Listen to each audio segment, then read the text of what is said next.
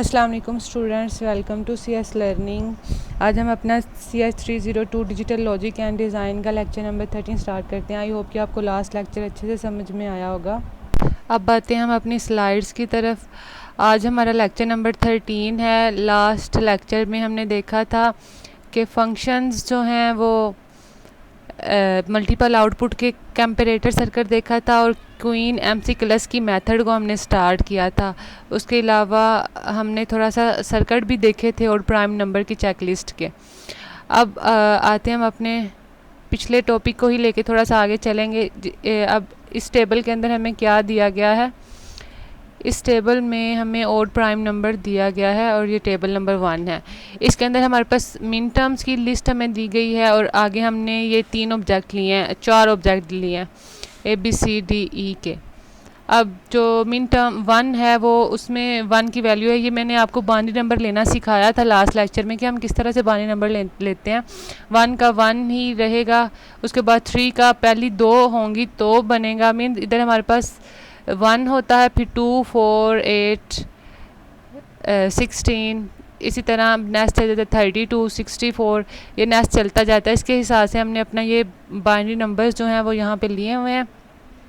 उसके अलावा जो हमारे मैच करते हैं उसको हम यूज्ड में टिक कर लेते हैं, ठीक है। जो कि सिमिलर 2 होते हैं उनको हम टिक करते जाते हैं, ठीक है। उसके अलावा इसमें भी ऐसे ही था टेबल 3 में भी कि हमने जो यूज्ड हो गए हमारे जो सिमिलर हैं, जिस तरह इसमें 2 और 2 सिमिलर हैं, इन दोनों को हमने यूज़ कर दिया। इसके अलावा 4 और 4 सिमिलर हैं, इनको भी यूज़ कर दिया। अब हमने इसी तरह अब नेक्स्ट 8 और 8 को भी इसको भी कर दिया।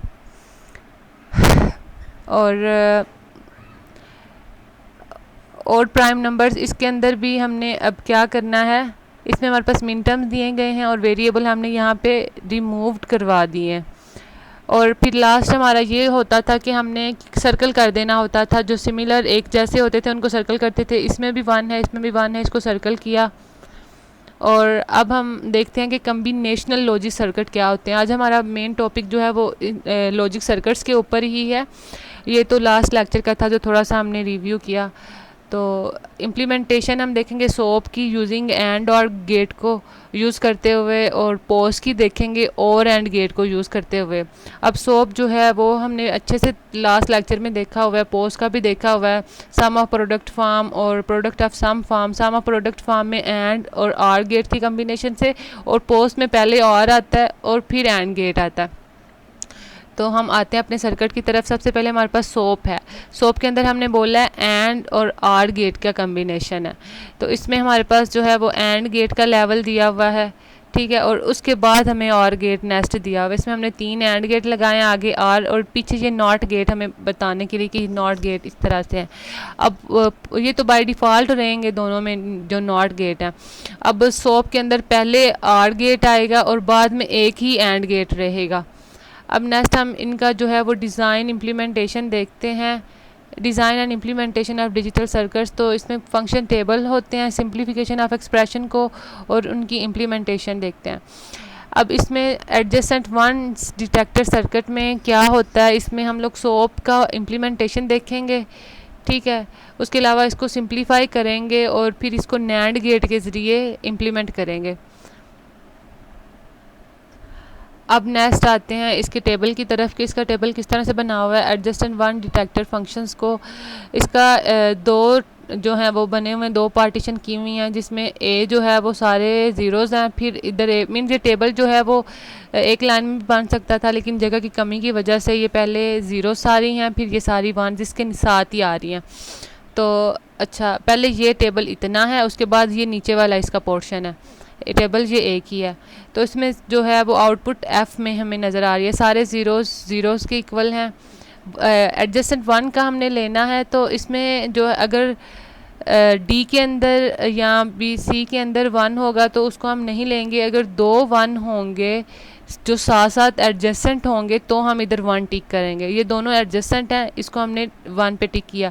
अब यहाँ पे नीचे भी 1 1 2 दिए गए हैं, लेकिन ये एडजेसेंट नहीं है, ये दरमियान में 0 आ गया, ये सेपरेट हो गए, इसलिए यहाँ पे 0 ही रहेगा। अब ये भी एडजेसेंट 1 है तो 1 लिया, ये भी एडजेसेंट 1 है तो 1 लिया। इस तरह से हम लोगों ने एडजेसेंट 1 डिटेक्टर फंक्शन करते हैं।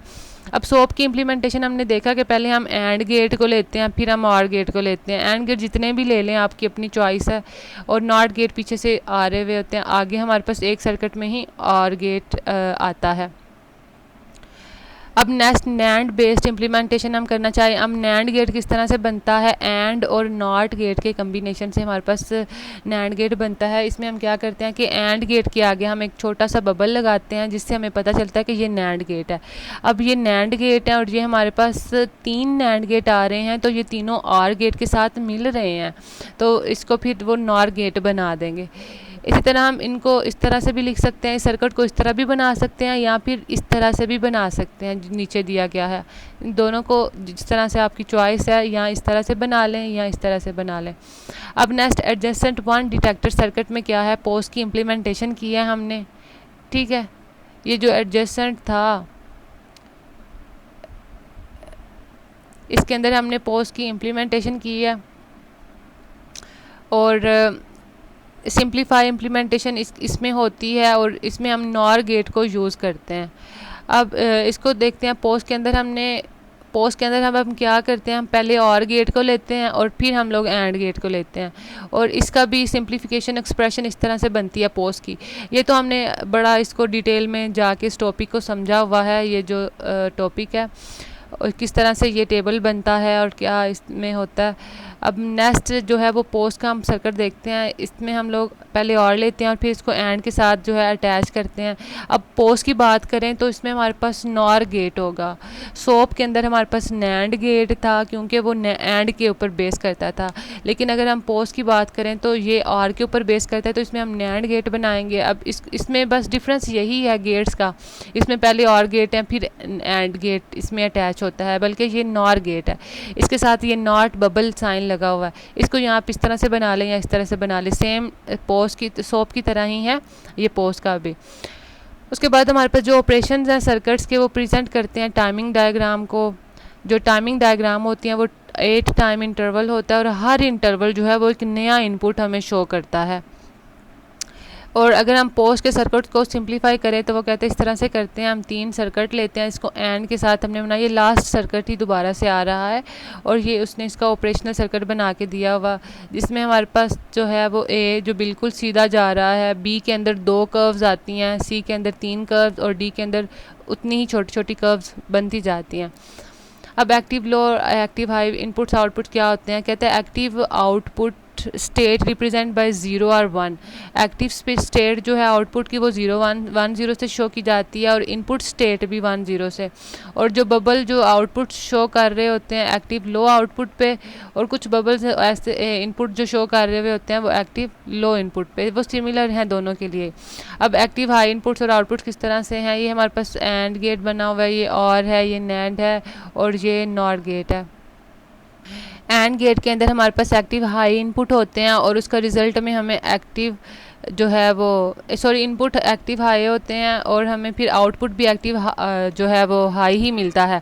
और गेट के अंदर भी इस तरह से अगर हम एक्टिव इनपुट हाई देते हैं तो हमें एक्टिव इनपुट आउटपुट हाई ही मिलता है।